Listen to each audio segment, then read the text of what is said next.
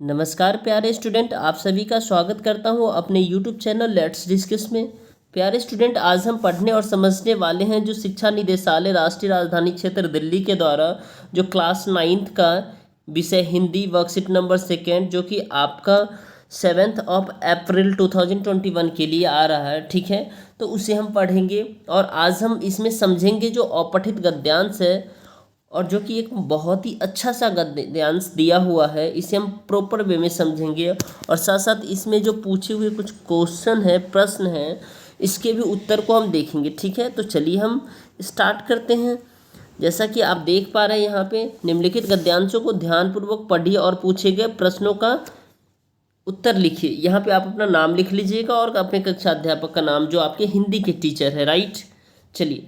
तो राष्ट्रीय अखंडता का तात्पर्य है विभिन्न जातियों, संप्रदायों, धर्मों, भाषाओं और क्षेत्रों की विविधता के बावजूद एक राष्ट्र की भावना से है। यानी राष्ट्रीय अखंडता का क्या मतलब है पूछा जाएगा। अभी क्वेश्चन है इसका, जो विभिन्न जातियों, क्योंकि भारत में अलग अलग जाति हैं, कई संप्रदाय हैं, धर्म हैं, ठीक है, भाषा बोलने वाले हैं, क्षेत्रों की विविधता है, ठीक है, इसके बावजूद एक राष्ट्र की भावना है। किसी भी देश की ताकत और प्रगति के लिए सभी समाज और समुदाय के बीच एकता और सामंजस्य की भावना होना जरूरी है।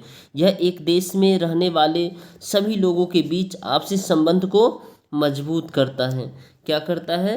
आपसी संबंध को मजबूत करता है, क्योंकि भारत एक ऐसा देश है जहाँ हर एक जाति, हर एक संप्रदाय, हर एक भाषा के लोग, मतलब भारत एक विविधता में भी एकता है। ठीक है, असल में राष्ट्रीय अखंडता एक राष्ट्र की पहचान को मजबूत करता है। यानी राष्ट्रीय अखंडता का तात्पर्य है जो एक राष्ट्र को क्या करता है, पहचान देता है।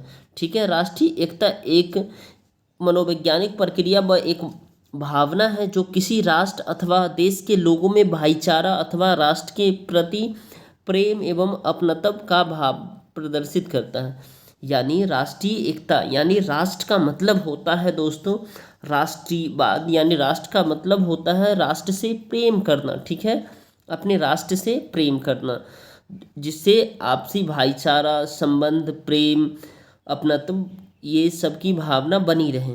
राष्ट्रीय एकता राष्ट्र को सशक्त एवं संगठित बनाती है। राष्ट्रीय एकता राष्ट्र को सशक्त एवं संगठित बनाती है और राष्ट्रीय एकता ही वह भावना है जो विभिन्न धर्म, संप्रदायों, जाति, वेशभूषा, सभ्यता एवं संस्कृति के लोगों को एक सूत्र में पिरोए रखती है। यानी हमारे देश में राष्ट्रीय एकता की बदौलत ही हम भारत में सभी संप्रदाय, सभी जाति, सभी धर्म आपस में एक दूसरे के साथ मिलजुल कर रहते हैं। अनेक विविधताओं के उपरांत भी सभी परस्पर मेल जोल से रहते हैं।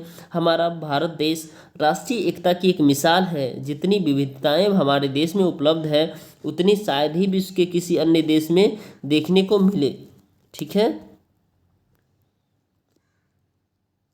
यहाँ अनेक जातियाँ व संप्रदाय के लोग हैं जिनके रहन सहन, खान पान व वेशभूषा पूर्णतः भिन्न है, एक साथ निवास करते हैं, सभी राष्ट्रीय एकता के एक सूत्र में पिरोए हुए हैं। जब तक किसी राष्ट्र की एकता सशक्त है तब तक वह राष्ट्र भी सशक्त है।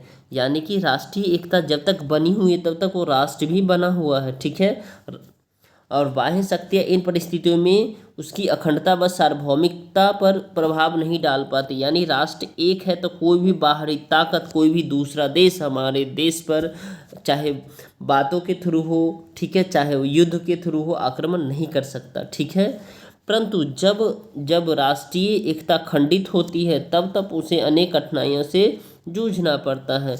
और ऐसा कहा जा रहा है जब जब हमारे देश में राष्ट्रीय एकता की कमी हुई है तब तक देश कठिनाइयों से, परेशानियों में आ जाता है। ठीक है, चलिए, तो आई होप आपको समझ में आ गया होगा।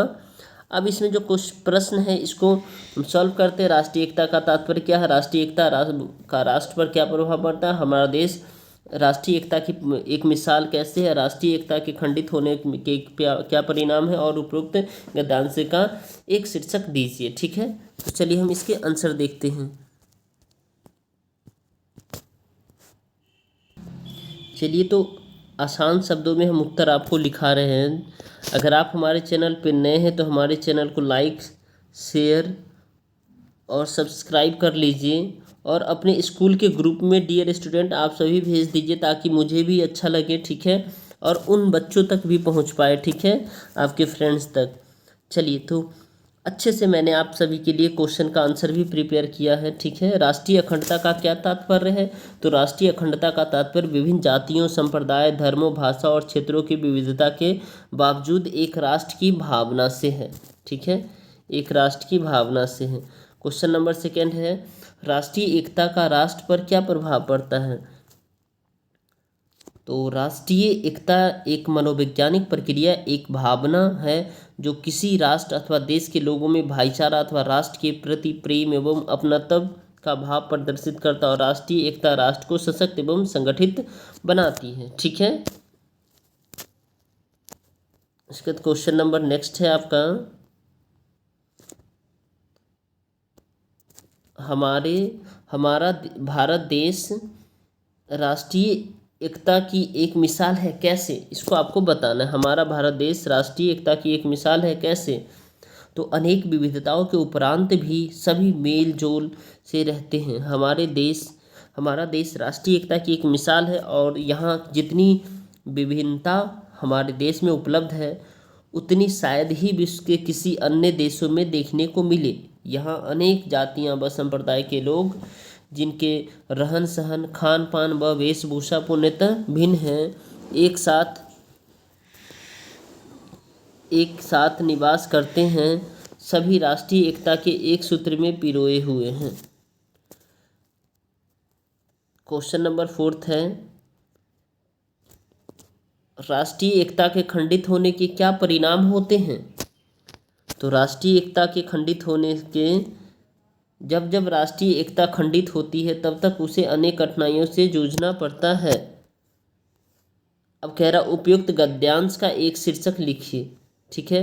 तो आप दो शीर्षक मैंने लिख दिया, आप एक लिख लीजिए, राष्ट्रीय एकता है और राष्ट्रीय अखंडता, ये दोनों में से एक शीर्षक आप लिख लेंगे, बहुत ही अच्छा है। फ्रेंड्स, आप अपने स्कूल के ग्रुप में शेयर कर दीजिए, वीडियो को लाइक कीजिए और चैनल को सब्सक्राइब कीजिए अगर हमारे चैनल पे नए हैं तो, ठीक है, ठीक है डियर स्टूडेंट।